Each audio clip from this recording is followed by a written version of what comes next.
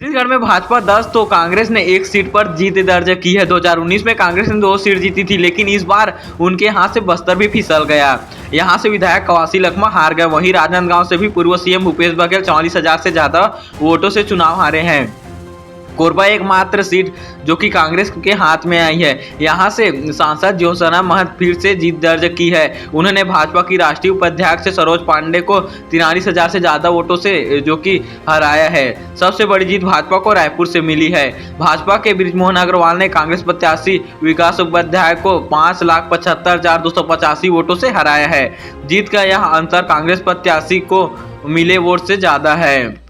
भाजपा का vote share Chhattisgarh में हर seat पर हर बार करीब 1% बढ़ा है। सबसे ज़्यादा अंतर रायपुर में आए हैं। इस बार 66.19 वोट भाजपा को मिले। वहीं कांकेर में इस बार भाजपा ने महज 0.15% में अंतर से जीत हासिल की है। रायपुर की बात करें तो यह सीट भाजपा का गढ़ मानी जाती है। यहाँ 1996 से भाजपा लगातार जीतती आ रही है। इस बार भाजपा ने कैबिनेट मंत्री बृजमोहन अग्रवाल को मैदान में उतारा और उन्होंने प्रदेश में जीत का रिकॉर्ड बना दिया। 1952 से अब तक कांग्रेस भाजपा ने 8 और जनता पार्टी ने एक बार जीत दर्ज की है। बस्तर की बात करें तो बस्तर को एक बार फिर भाजपा ने कांग्रेस से छीन लिया। महेश कश्यप ने 55,245 वोटों से कवासी लखमा को शिकस्त दे दी है। यहाँ की जनता ने आबादी के बाद निर्दलीय लेकर कांग्रेस भाजपा और अन्य दलों पर भरोसा जताया है। हालांकि 1952 से लेकर अब तक कांग्रेस भाजपा 6 बार और 5 बार निर्दलीय और 1 बार जनता पार्टी ने जीत हासिल की है। बिलासपुर की बात करें तो ये सीट पिछले 40 साल से भाजपा का गढ़ बनी हुई है। तमाम कोशिशों के बावजूद कांग्रेस यहां सेंध लगाने में कामयाब नहीं हुई,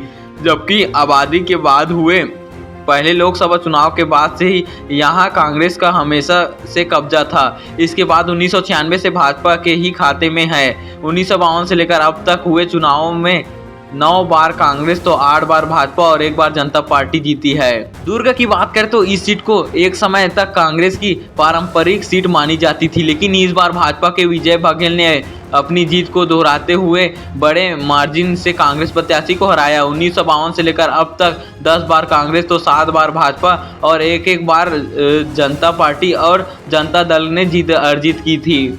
जांजगीर चांपा की बात करें तो जांजगीर चांपा की सीट इस बार भाजपा की कमलेश जांगड़े 60,000 वोटों से जीती है।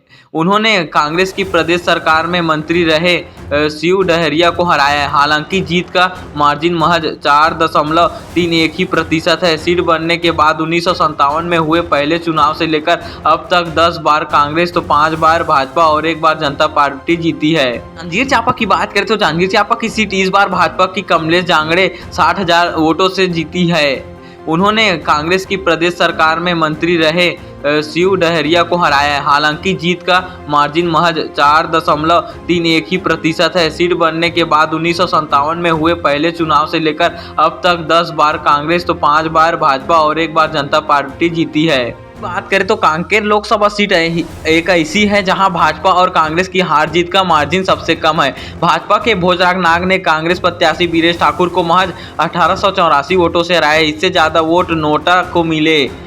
1967 से अब तक हुए चुनावों में 6 बार कांग्रेस, 7 बार भाजपा, जनसंघ और जनता पार्टी ने एक बार जीत दर्ज की है। महासमुंद की बात करें तो महासमुंद सीट पर पहली बार कोई महिला सांसद में आएगी। यहां से भाजपा की रूप कुमारी चौधरी ने पूर्व गृह मंत्री और कांग्रेस प्रत्याशी ताम्रध्वज साहू को 1,45,456 वोटों से हराया है। 1952 से लेकर अब तक 13 बार कांग्रेस और 5 बार भाजपा, 1 बार जनता पार्टी और जनता दल रह चुकी है।